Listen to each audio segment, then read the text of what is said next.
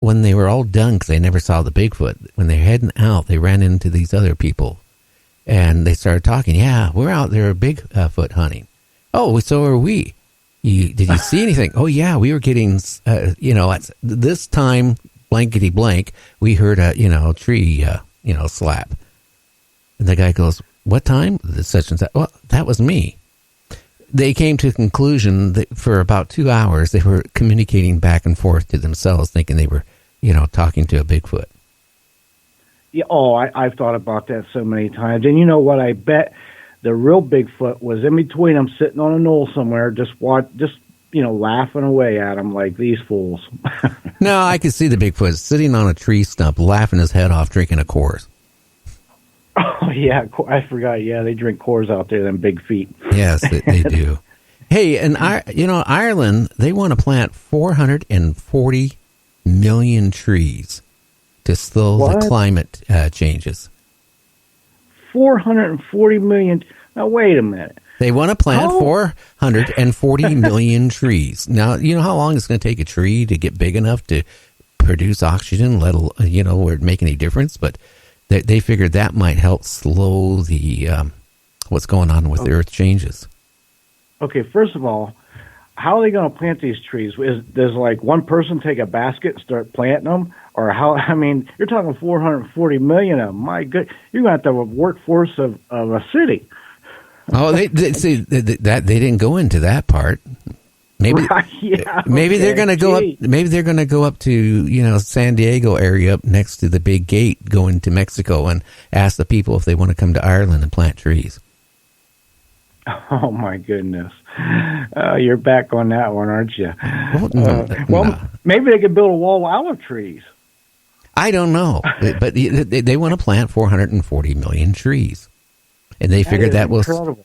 Yeah, and then there's a group of scientists. It's really coming up with ideas. They want to refreeze the Antarctic, and one of their ideas is they want to refreeze it. They want to build all these submarines that make little blocks of ice that are 20 feet by 20 feet. You know how long that would take to do anything? Yeah, that would take. How long would it take to even do it, much less do anything? I'd like to hear the schematics of all this. I don't know. I can't see it because if things are melting, and it's like you take an ice cube, right, and you drop it into water, that ice cube starts melting. So, if they're sitting there freezing the water, right, which salt water is the temperature, I don't even know how they're going to do this. But it's almost as ludicrous as some of the plans they wanted to do with Mars, where, they figured, hey, we'll go up to Mars, right, and we'll nuke the ice caps on Mars, and that'll create water. Okay, that's fine, but Mars doesn't have the atmosphere to hold the water in on the planet, so it's going to evaporate. And if that didn't happen, then what good is the water if it's irradiated? I mean, the thing about making ice cubes basically to refreeze Antarctica is just as ludicrous, I think. I absolutely agree with you.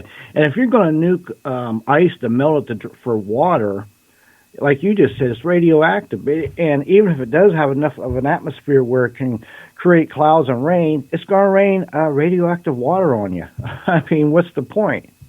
Well, this is totally not true, but I did hear that the New World Order wants to nuke Antarctica anyway and speed it up and have it all defrosted right away, and then they will be selling beachfront property all the way into Montana. Oh, I don't doubt that. I think they want to get the population down to like, 1 million people or something like that, so they can control them. Yeah, well, that was one of the theories I read years ago. Anyway, now that's not true. What I said about nuking Antarctica and the water coming up to Montana. Who knows how? I'm just kind of curious how far if that all melts and like it's melting everywhere now. I mean, I was going to say I can give you a good idea. All you got to do is just follow the line of the Mississippi and the Colorado River and all the major rivers, and look at those and just picture them being a whole lot wider. Yeah, like opening up to the ocean. Exactly. And don't you live close to the ocean too, Pacific Ocean? I'm about 100 miles away where I'm at. Okay. But we do have the Sound, which is salt water, which comes from the ocean, the big bays right here, where the ships come in and all that stuff to Tacoma, Yeah. And we got Bremerton, the naval base here, where they, scrap old ships and then, retrofit the newer ships and, work on the submarines and aircraft carriers that are stationed out of there. Well, think about this.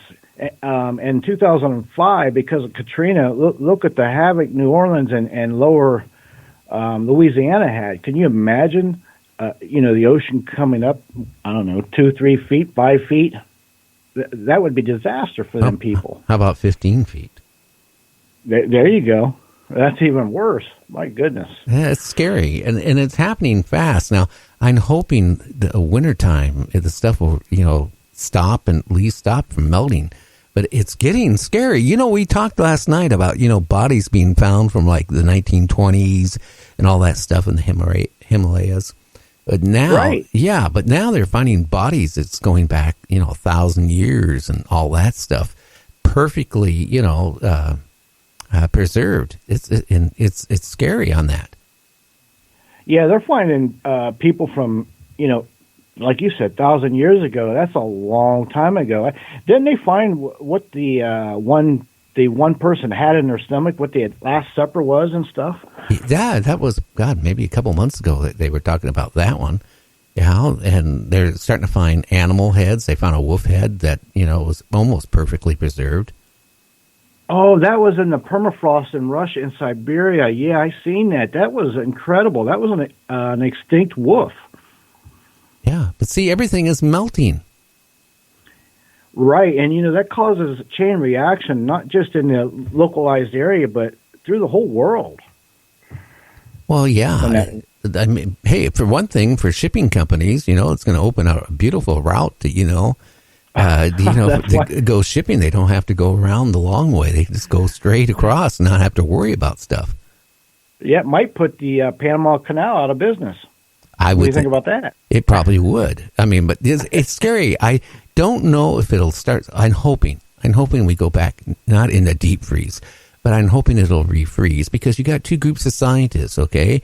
Well, but it's getting to be more scientists believing now that we are in deep shit than the ones that come out and say, hey, you don't believe these people. It's now got to the point where they realize, that we got some serious problems. Exactly. Have you ever took a look at the satellite pictures from like Antarctica and North Pole from like, over a 10, 15-year span? The difference? Yeah, it's night and day. You can't even recognize it. Isn't that something, how much ice has disappeared? So that's got to go somewhere. It goes in the ocean. The ocean, what's it going to do? Raise up. So there's got to be there's got to be a point of no return. And that's what's scary. I think we're near it because I'll tell you what's going to happen.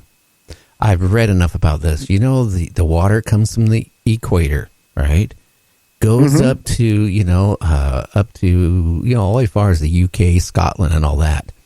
That's what keeps the UK and, Scotland and Germany and France from going into a deep freeze.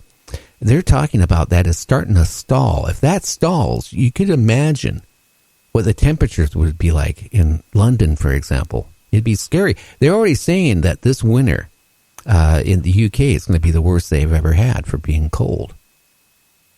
That would be something. And, that same current that you're talking about loops back down and comes along the East Coast, down along Florida, and back up again. So it could affect Florida and the East Coast. The palm trees may start dying off if it gets too cold. Yeah, well, I got a funny feeling people will start dying off.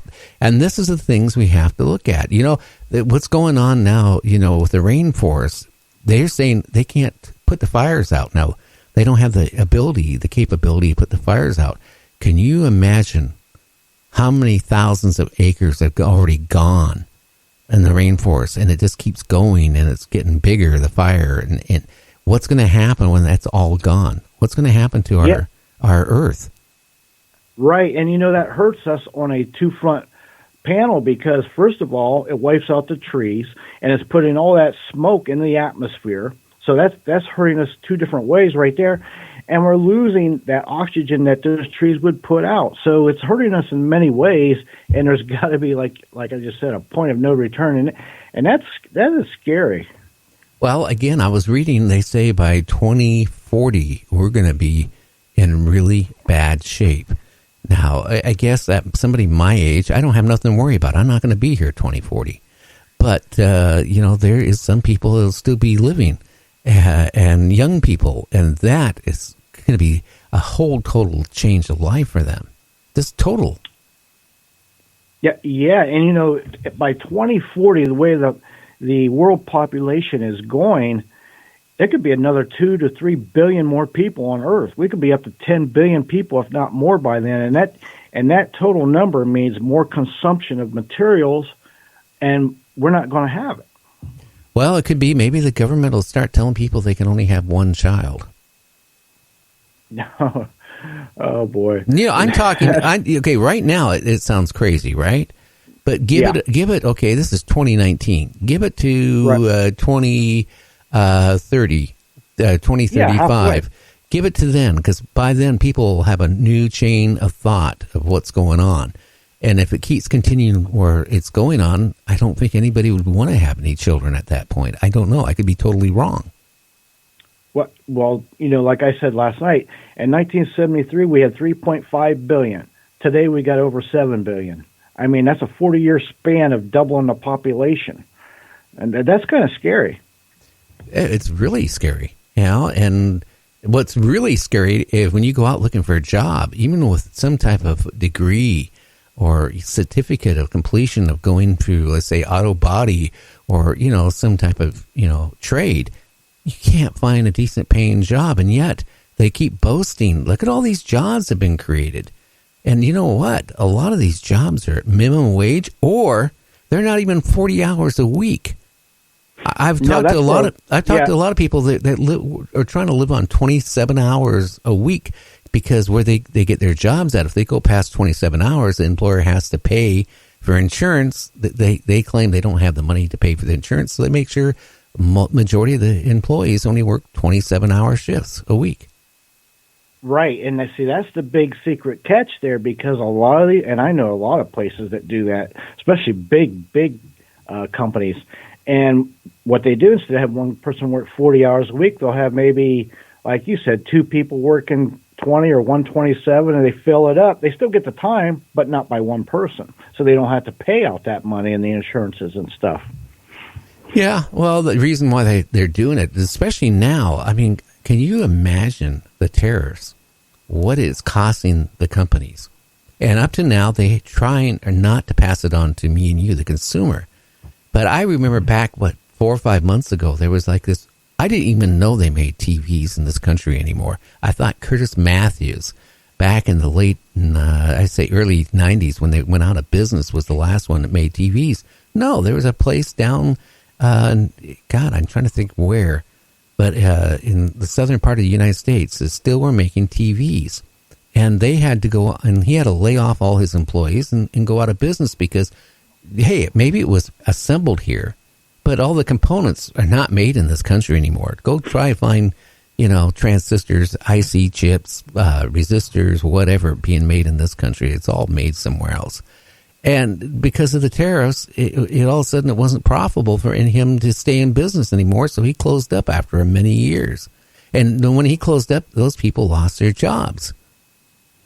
Right, and what people don't realize, I don't know how many people he had working for him, but when he closed up, now those people, it affects where they live because they're not spending as much as they did because they can't. So it affects a lot of people. It's not isolated like people think. It's a domino effect, and that's scary too. Well, I'm just wondering how can people live? Seriously, I guess it depends on where you live. I think if you live Midwest, you can get by with not very high wages because there isn't a lot of jobs that pay high wages, especially Midwest, United States. I know you can go certain parts of this country and buy a beautiful house for, like $50,000 to $70,000. where I'm at, you came and buy a dump for under 200,000. So I mean, it's scary